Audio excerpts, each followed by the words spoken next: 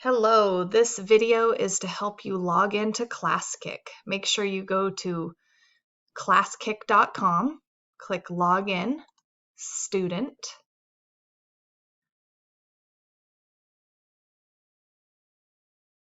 and then click the Login button underneath the class code. There is no class code. Click the Login button.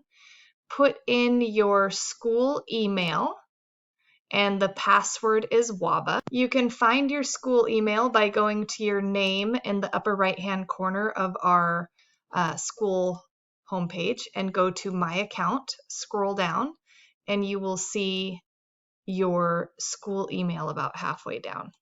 Mine is gblue@waba.org. Once you have logged in, you will see your assignments. Right now, we happen to be working on finding your materials. It looks a little different for you, but once you get into your slide, it's the same. To write on your slide, click the T and click on the board, and then you can put in the code word. You can move it around. I'm going to write flower, which is a code word for the week. And then if you want to change the size of the font, you can click the T minus.